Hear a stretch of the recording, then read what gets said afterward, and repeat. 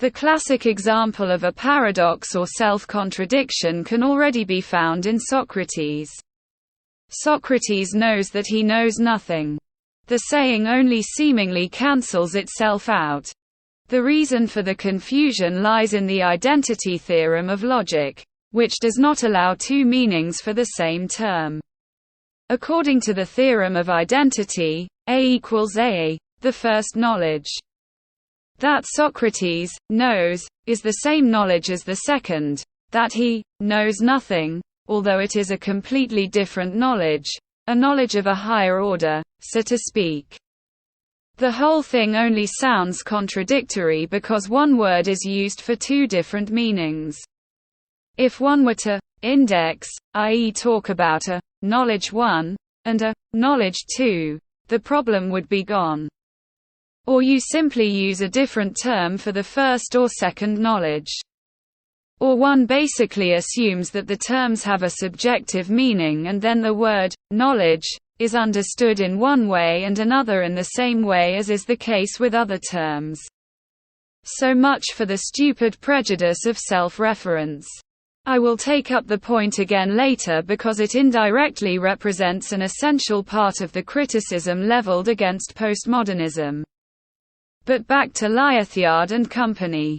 The French adopt various language-critical approaches that found a broader audience with Nietzsche and Wittgenstein at the beginning of the 20th century.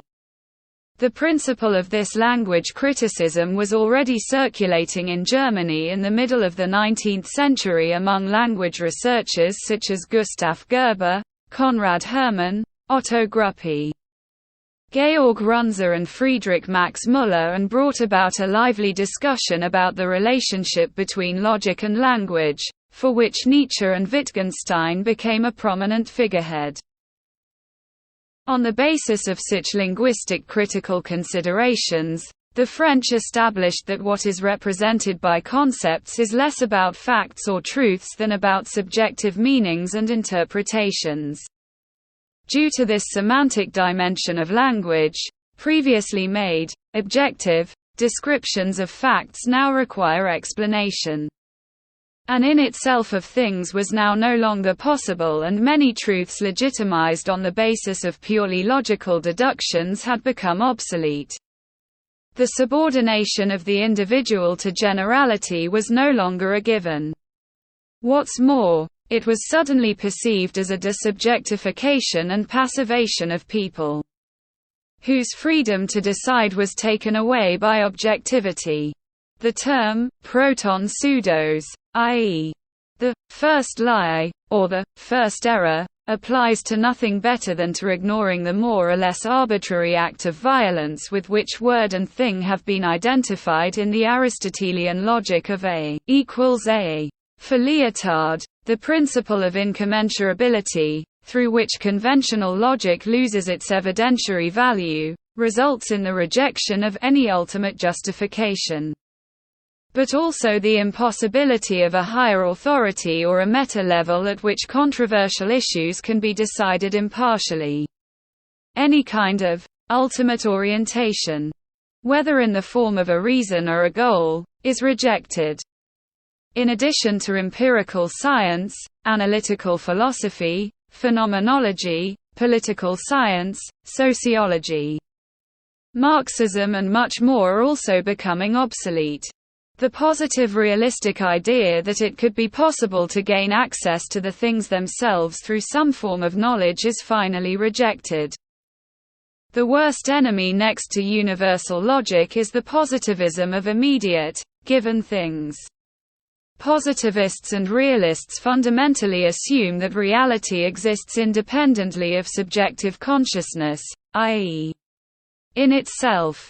They are of the opinion that facts can be determined, objectively, and that concepts reflect reality one-to-one. Anyone who believes in the knowability of a thing in itself, and nothing else are the immediate given things of the positivists, things in themselves, is responsible for his own knowledge.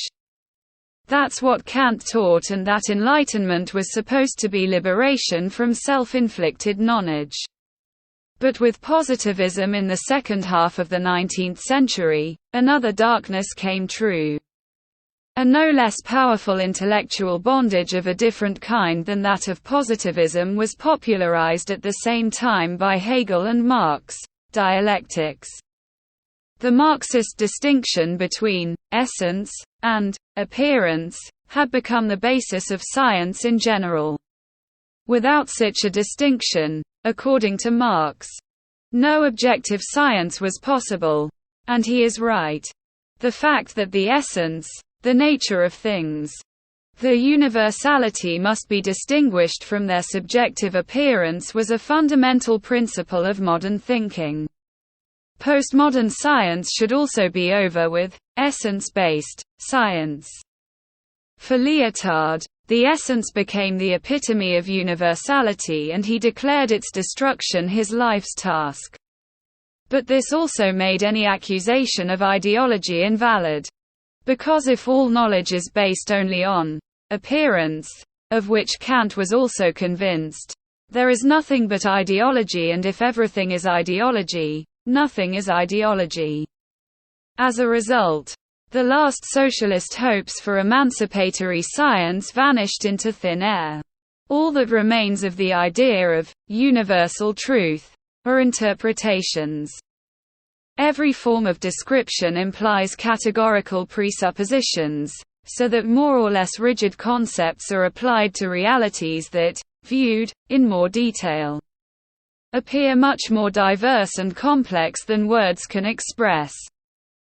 In many areas of life, people have to deal with things for which there are no suitable words available, so that similarities and analogies and metaphors clarify what is meant.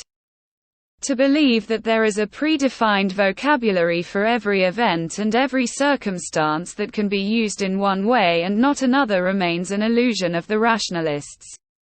Postmodern. All theories that claim universalization or unity are rejected as methods of conformity and uniformity. There is no origin, no reason, no presence, no identity, no center, no whole at all. No essences, no natures, no unity, nothing absolute anymore. Classification is arbitrary. The logic of identity has had its day. For Lyotard, the theorem of contradiction is meaningless because it is based on a unified reason and a binary model of opposition that has now become irrelevant. In the new pluralism, contradictions are no longer concealed and manipulatively brought into agreement. Universality is no longer desirable.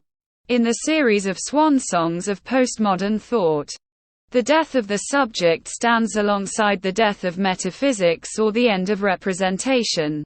The death of history goes hand in hand with the end of ideology and utopia. There is also talk of a death of school and villain thinking. In other words, it is over with the grand narratives, the folk tales and false promises of human progress. Every form of power, law, normativity, system, consensus, absoluteness of evaluation, absolutization of logic, reason, rationality, and truth is condemned. There is no moral principle in the history of humanity that leads to automatic progress. Academic science as a universalization machine also tells great stories. Now there are only differences. Plurality and relativity. Anyone who thinks postmodern is interested in the unstable and discontinuous. Blank spaces, the so-called contingency, that is, the unexpected, the accidental, the indefinable, the complex and ambiguous, the fragmentary, are advocated. Order, law, causality, predictability in general, discipline, and hierarchy are considered characteristics of imperialist oppressive thinking. Humanism is also being reckoned with as one of the most important ideals of Enlightenment thought. Because it only accepts 1. image of humanity and is based on the illusionary idea of an autonomous subject that is supposedly capable of reason on the basis of free will, but which is totalitarian because it requires the destruction of otherness. Foucault, Derrida and Lyotard set out to expose the illusions that the early Enlightenment thinkers had about the future. All the beautiful ideals of a higher logical law that applies to everyone and always, all the scientific reason, everything was suddenly no longer worth anything. For Derrida, universal reason, and science, even the principle of criticism, are nothing other than religion. Lyotard attaches importance to the statement that one does not mourn the grand ideologies of the past, because anyone who mourns the lost unity is mourning a coercion, albeit a sublime one. Anyone who longs for wholeness and unity still lives in modern times. In postmodern pluralism we are dealing with a society that no longer has such illusions. The idea of a one and only type of reasoning, which is ultimately dominated by mathematical thinking, is passé. Postmodern thought recognizes different types of rationality, none of which is better or more logical than the other. There is a rationality of aesthetics, a rationality of morality, law, economics. Even a rationality of myth and religion. There are no limits to the pluralistic imagination. Accordingly, the various areas of social life are divided into language games that ask for specific reasons in their own way. All language games follow their own logic and can only be judged according to their own rules. Lyotard also no longer wants to know about any reasons with which supposedly overarching logical connections can be established between the individual language games. The basic idea comes from Wittgenstein, for whom every justification takes place within a system and the system provides the reasons. So there is no way to criticize a system that you reject. The opposites disappear. Everything is just different. The modern thinking of a logic of opposites is now old-fashioned. However, the left-wing dialectics do not want to accept this and describe the rejection of dialectics by postmodernists as an immunization strategy.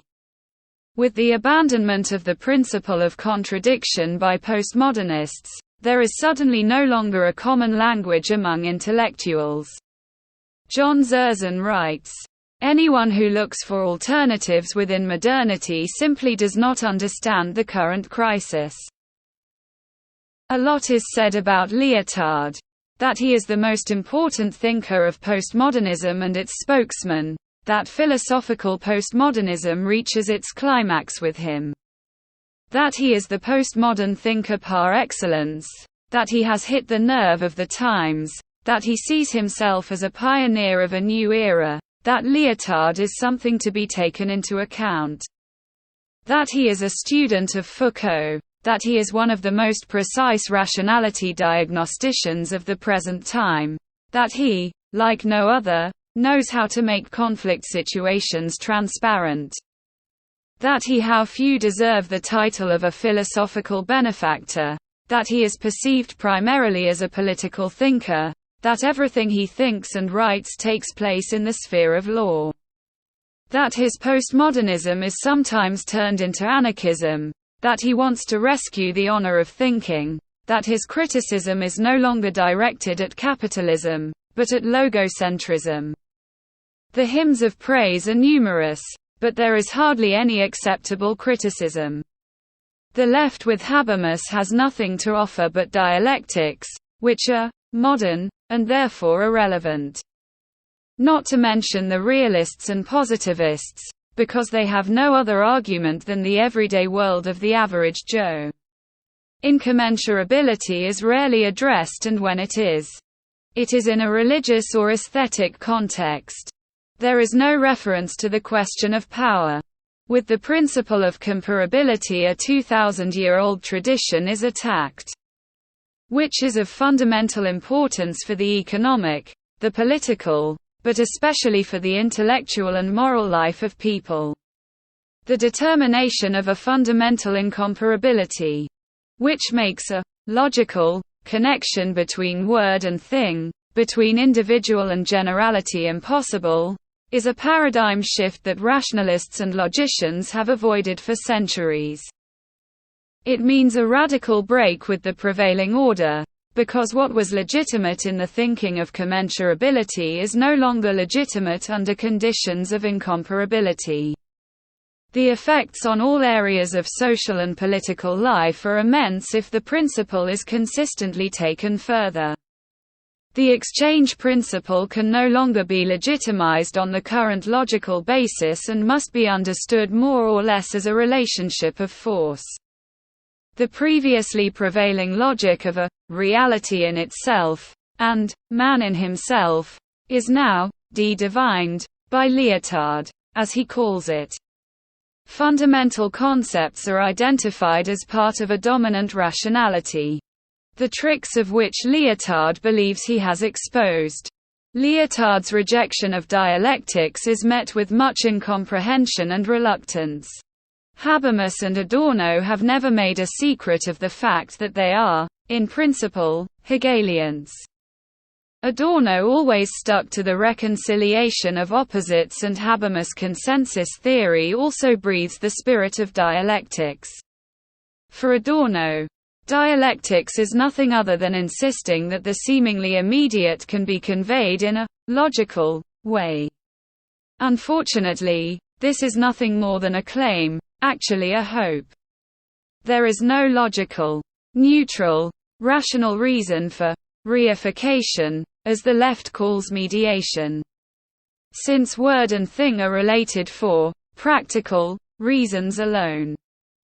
The unavoidable arbitrariness in the formation of concepts needs to be legitimized as an exercise of power.